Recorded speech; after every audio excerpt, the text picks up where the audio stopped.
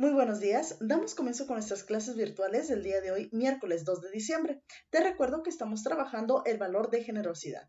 El día de hoy estaremos viendo las asignaturas de español, matemáticas y ciencias naturales. Comencemos.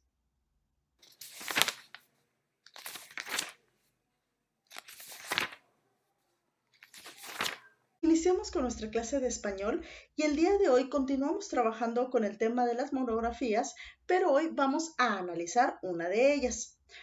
Para esto, vamos a leer la monografía de los otomíes en las páginas 39 a la 41 de tu libro de texto. Y posteriormente vamos a responder unas preguntas en tu libreta. Entonces vamos a abrir nuestro libro de texto.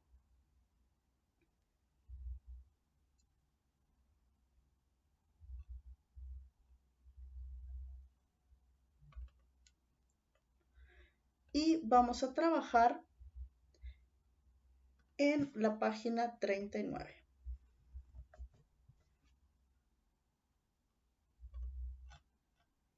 Okay, aquí estamos en la página 39, ¿sí? Y vamos a empezar a leer. Te voy a pedir por favor que leas conmigo, ya sea aquí en el video o en tu libro. No vamos a subrayar nada, ¿de acuerdo? Solamente vamos a leer. Dice así, los otomíes. Introducción. Los otomíes han jugado un papel importante en los procesos culturales e históricos del centro de México, razón por la que sus variantes lingüísticas tienen similitudes con otros idiomas de Mesoamérica y el norte de México. Estudios recientes han demostrado que los otomíes, lejos de estar dominados por los conquistadores, eran parte esencial del panorama político, militar, económico y social del centro de México. Panorama histórico. La región del Valle del Mezquital fue conquistada por los españoles hacia 1520, por lo que la población otomí sufrió la injerencia constante de conquistadores y religiosos. A pesar de ello, los otomíes idearon estrategias que les permitieron preservar su cultura y su lengua. La economía en el Valle de Mezquital, después de la conquista, giró alrededor de tres actividades: agricultura, ganadería y minería. Lengua. La lengua otomí pertenece a la gran familia lingüística otomangue. Dentro de esta familia existen varias agrupaciones lingüísticas: mazateco, matlatzinca, chatino, mixteco, cuaucateco, zapoteco, triqui, otomí, chinanteco, mazahua, amuzgo, tlapaneco, popoloca, chocholteco, chichimeco jonás, pame e ixcateco. A su vez, la agrupación lingüística otomí tiene las diferentes variantes lingüísticas. Tenemos la primera palabra, que es otomí de la sierra, la segunda, otomí bajo del noreste, la tercera, otomí del oeste, la cuarta, otomí del oeste del Valle del Mezquital y la quinta, otomí del Valle del Mezquital. Territorio. En la actualidad, el pueblo otomí habita en la región conocida como Valle del Mezquital, que se encuentra en la parte central del estado de Hidalgo. Esta región se divide a la mitad por la serranía de San Miguel, que se ramifica a su vez en diferentes desniveles. Al norte, el valle de Ixmiquilpan; al sur, el valle de Actopan; y levemente más bajo, al noreste, una llanura que comprende la parte septentrional del municipio de Ixmiquilpan y el del Cardonal. Organización social. Las familias otomíes, por lo general, son extensas, de 7 a 15 personas, y su organización es patrilocal, es decir, los hijos casados, después de vivir un tiempo con sus padres, construyen su propia vivienda, la mayoría de las veces en un terreno cedido por estos. Sus casas están compuestas de una o dos piezas que sirven de estancia, comedor y dormitorio. Hay casas donde la cocina es exterior y otras donde se cocina en la misma pieza. Aspectos económicos. El maguey forma parte de la economía básica a nivel familiar. De sus hojas se obtiene la fibra de ixtle para elaborar estropajos, ayates y lazos, además del pulque para autoconsumo y venta. Por otra parte, el maíz sigue siendo una planta que no deja de sembrarse, ante todo para el autoconsumo de la unidad doméstica, y los excedentes se destinan al mercado. La ganadería es escasa y su explotación se da a nivel familiar. Se crían principalmente ovinos, caprinos y aves de corral. En el ámbito doméstico, estos animales se utilizan para cubrir gasto. Alimentación. La alimentación entre los otomíes se basa en el maíz, el pulque, el nopal y el frijol. En general, la dieta doméstica se compone de verduras cosechadas en el huerto familiar y, si la situación lo permite, de un poco de carne. El maguey se utiliza íntegramente como alimento. Por ejemplo, el pulque y la flor del maguey son dos de los productos que se consumen de forma cotidiana. Artesanía. En esta región, la elaboración de artesanías es una actividad complementaria que se comercializa en los mercados locales. Es muy común utilizar el carrizo para elaborar canastos, macetas, cavas, percheros, etc., así como la fibra del maguey para producir estropajos y ayates. También se trabaja la vara de saus para hacer chiquihuites, la palma para tejer sombreros, además de fabricar con esta las tradicionales sonajas en forma de palomas. Algunas comunidades, como en el caso del municipio de Alfayucán, hacen cántaros de barro para agua o pulque. Muy interesante la información que acabamos de leer, ¿verdad? Aquí es lo que podemos observar es la monografía nos brinda una información muy detallada y muy concreta, es decir, si te das cuenta, no es muy extensa la información de cada uno de los subtemas de los que se habla, ¿sí? Entonces, aquí lo que vamos a hacer es analizar en sí cómo está organizado esta información. Por ejemplo, al principio tenemos el título, una imagen de un niño otomí, tenemos la introducción, ¿sí? De qué se va a hablar en esta monografía, en este caso los otomíes, y después tenemos los subtemas, panorama histórico, lengua, territorio, organización social, aspectos económicos, alimentación y artesanía. Al final tenemos lo que son las fuentes de información de donde se obtuvo todos estos datos, ¿sí?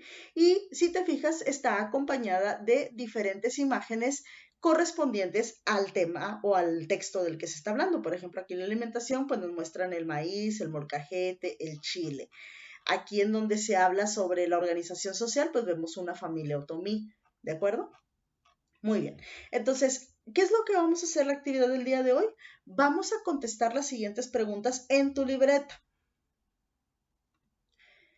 Son 5 preguntas que dicen así. Número 1. ¿Cuál es el tema principal de la monografía? Número 2. ¿Cómo se encuentra organizada la información? Número 3. ¿Cuáles son los subtemas? Número 4. ¿Qué tipo de imágenes se incluyen? Y número 5. ¿Para qué sirve este texto monográfico? ¿Ok? Muy sencillas, algunas de ellas ya las contesté en el video, ahorita que estuvimos analizando la información, ¿de acuerdo? Entonces, una vez de que copies esto, sus respectivas respuestas, no olvides tomar tu fotografía y subirla a la plataforma de Google Classroom, y con esto estaríamos concluyendo nuestra clase de español del día de hoy. Pasemos a la siguiente asignatura.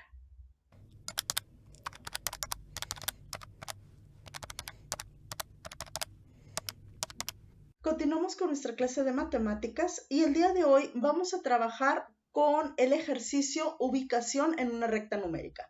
Este ejercicio te lo voy a mostrar aquí en el video y te voy a pedir por favor que lo copies a tu libreta.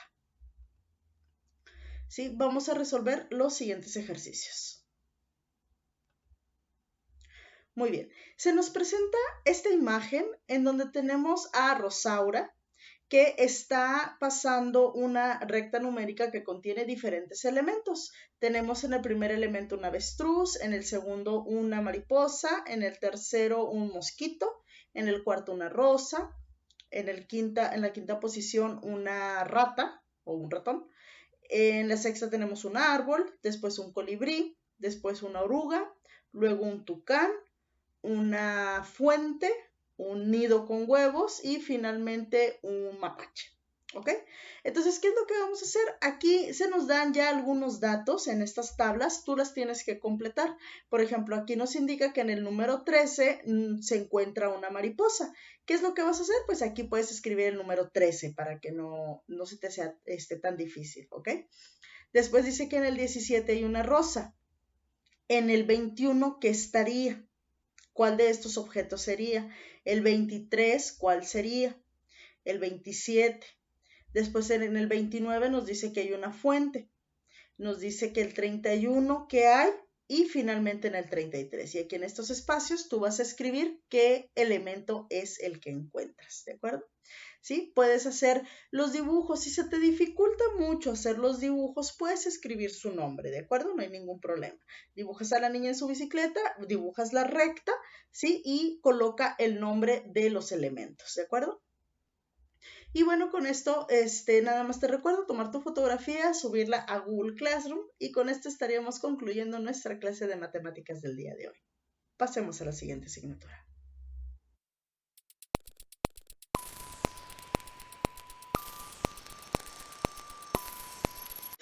Finalizaremos nuestras clases con la materia de ciencias naturales, en donde seguimos trabajando lo que es la reproducción de animales.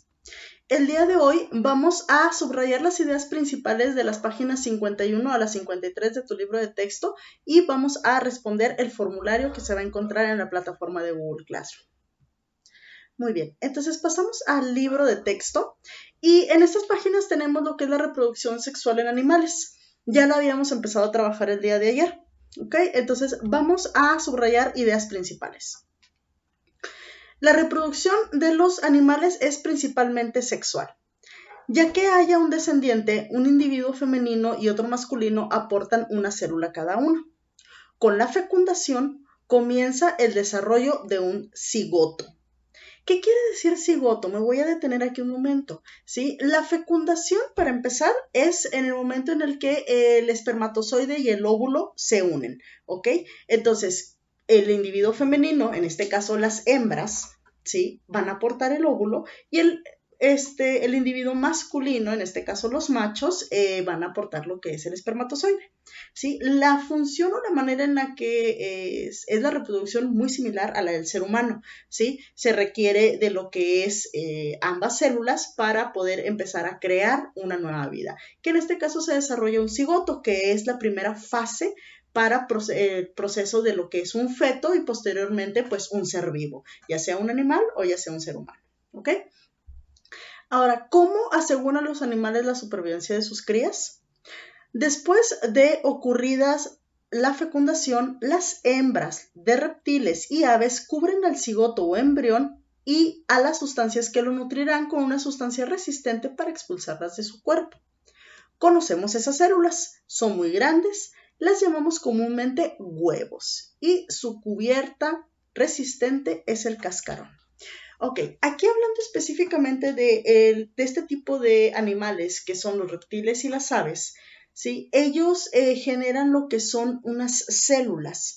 Lo que hacen es, sí ocurre el proceso de la fecundación del espermatozoide con el óvulo, pero específicamente en este tipo de animales, que son los animales de huevo, ¿sí? Estos animales lo que hacen es el cigoto lo cubren con sustancias, con los nutrientes que necesitan y después se recubren con una capa muy resistente que es el cascarón, ¿sí? Y pues se genera lo que es el huevo, ¿ok? Entonces te estarás preguntando, y bueno, ¿qué es lo que comemos diariamente? Sí, lo que comemos son óvulos, ¿ok? Que en este caso pues serían los óvulos de las gallinas.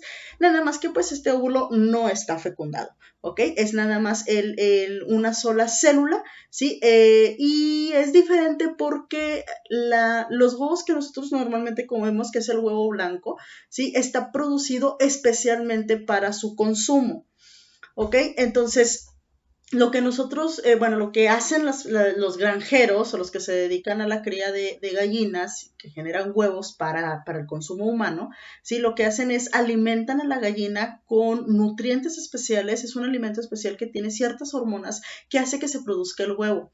No se requiere del espermatozoide ni del gallo para que fecunde a la hembra y que se genere el huevo, ¿sí? Estoy hablando específicamente de las gallinas que están dedicadas a lo que es la producción de huevos para el ser humano, para el consumo del ser humano, ¿ok? Entonces, pero sigue siendo una célula lo que estamos comiendo, que por cierto son muy rica célula, ¿sí? Entonces, y trae muchos nutrientes.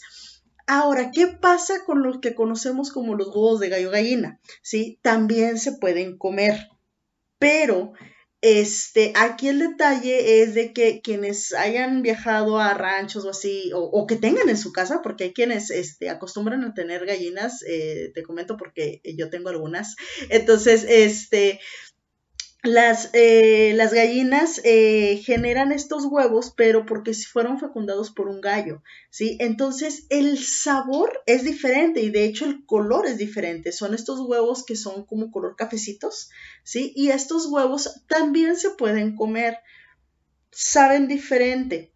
El problema es que a veces si los tomamos muy tarde, ya puede haberse hecho o generado el cigoto y el pollito y a veces podemos estar pues matando un pollito, ¿sí? Entonces hay que tener mucho cuidado con lo que son los huevos naturales, ¿sí? Los de gallo gallina, así comúnmente se les conoce, que pues que hayan sido puestos recientemente para que no haya ningún problema.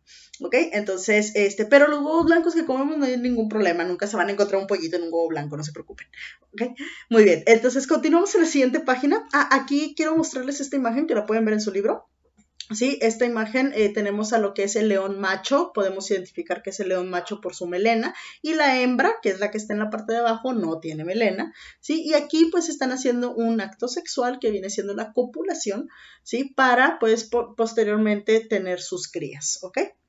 Aquí un dato extra, en una manada de leones está conformada por una cierta cantidad de leonas, les soy honesto, no sé cuántas exactamente, pero sí hay unas 10 leonas aproximadamente y solamente un león, y el león tiene este acto sexual con todas las leonas. El problema es de que si llegase a nacer un león macho, en muchas ocasiones este mismo león, o sea, su papá, los mata, ¿sí? Los mata porque luego le pueden quitar su lugar. Entonces, ¿qué es lo que hacen las leonas? Pues muchas leonas se retiran de la manada o están siempre tratando de proteger a sus leoncitos y a sus cachorros para que pues no sean asesinados, ¿ok? Muy bien. Ahora, como parte de la evolución, las hembras de los mamíferos desarrollaron en su interior el útero y la placenta, con los que protegen y nutren a sus descendientes en desarrollo. A este proceso se le llama gestación. Después de un tiempo, cuando el nuevo ser está más desarrollado, es expulsado del cuerpo de la madre. Aunque las aves y los reptiles ponen huevos como parte de su reproducción, sus estrategias para cuidarlos son muy distintas, al igual que el periodo de incubación. ¿Ok? Entonces tenemos aquí dos procesos. El proceso de gestación ocurre solamente con los animales mamíferos, ¿ok? Los animales mamíferos, recuerda que son los que se gestan dentro de su madre y al momento de nacer, pues ya nacen pues, prácticamente caminando, ¿ok? Y pues esto se genera en el útero y la placenta, al igual que nosotros. A diferencia de las aves y los reptiles, que ellos pues ponen huevos, ¿sí? Y este proceso se le conoce como incubación, ¿sí? Están incubando los huevos y hasta, de hecho, lo que hacen es, se posan sobre los huevos y los empiezan a girar para mantener el calor de una manera uniforme en todo el huevo, ¿sí? Y pues una vez que nacen, muchas de estas crías se van, otras tantas se quedan hasta un cierto tiempo y pues después se van del nido, ¿ok? Tanto el proceso de gestación como el proceso de incubación cambia o es diferente en cada una de las especies. Hay gestaciones muy cortas, hay otras gestaciones más largas. Sí, por ejemplo, la gestación de la rata es muy cortita, por eso se reproduce mucho y muy rápido, ¿sí? Y tiene muchas crías, ¿sí? A diferencia del elefante es muy tardado, es de meses, ¿sí? Muchísimos meses está gestando a su cría y solamente tiene una.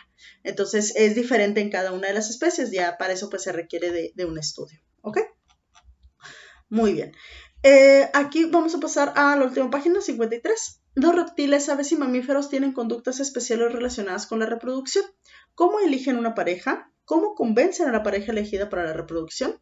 A este proceso de convencimiento se le llama cortejo, ¿sí? Y era como te lo platicaba el día de ayer. El cortejo es, pues, convencer a la hembra de que el macho es un buen macho, ¿sí? Tiene buenos genes para su reproducción y, pues, su descendencia. Entonces, pues, la hembra siempre va a buscar al macho más fuerte o al más bonito. Es por eso que, los animales machos de cada una de las especies son más bonitos que las hembras. Por ejemplo, muy sencillo, los pajaritos, los chileros que ves todos los días, los cafecitos que andan volando por ahí en la calle, ¿sí? Si te fijas, hay unos que tienen la parte de enfrente, tienen negro, y hay otros que son todos cafecitos. Los que tienen negro son los machos, y las que son todas cafecitas son las hembras, ¿sí? Entonces, si te fijas, es más llamativo el macho. ¿Por qué? Pues porque le tiene que llamar la atención a la hembra.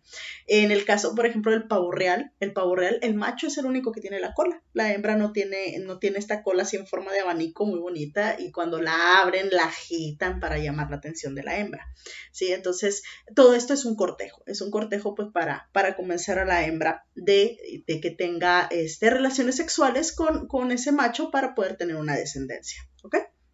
Muy bien, entonces te recuerdo que tienes que contestar el formulario con base en la información de las páginas 51 a las 53 y te voy a dar las 5 preguntas que vas a contestar. Recuerda, muy importante, estas preguntas no las tienes que copiar en la libreta, las puedes contestar en el formulario de Google Classroom, ¿ok? En caso de que no tengas acceso a la plataforma, sí puedes copiarlas en tu libreta y contestarlas. Muy bien, la pregunta número 1. Células muy grandes que están cubiertas por una capa resistente llamada cascarón. ¿Cuáles son esas células? Número 2. ¿Cómo se le llama al desarrollo de un mamífero en el interior del útero y está cubierto por una placenta? Número 3. ¿Para qué sirve la placenta? Número 4. ¿Es el proceso que realizan los animales que ponen huevos para brindarles calor hasta que estos eclosionen? Y número 5. ¿Se le llama así al proceso de elección de pareja de aves, reptiles y mamíferos? Muy bien, estas son las 5 preguntas que vas a encontrar en el formulario y te repito, en caso de que no tengas acceso a la plataforma, puedes copiarlas en tu libreta y contestarlas. Solamente me faltó aquí explicar lo que significa la palabra eclosionar. Tal vez ya la conoces. Eclosionar es en el momento en el que el huevo se abre y nace la cría, ¿ok? Es en ese momento en el que eclosiona. ¿De acuerdo? Muy bien, entonces recuerda que una vez que termines de contestar el formulario te aparecerá tu calificación y a mí la notificación de que has terminado. Y con esto estaríamos concluyendo nuestra clase de Ciencias Naturales del día de hoy. Pasemos a las... Hemos concluido con nuestras clases virtuales del día de hoy. Agradezco muchísimo tu atención. No olvides subir tus evidencias a nuestra plataforma de Google Classroom. Y recuerda, quédate en casa. Nos vemos el día de mañana.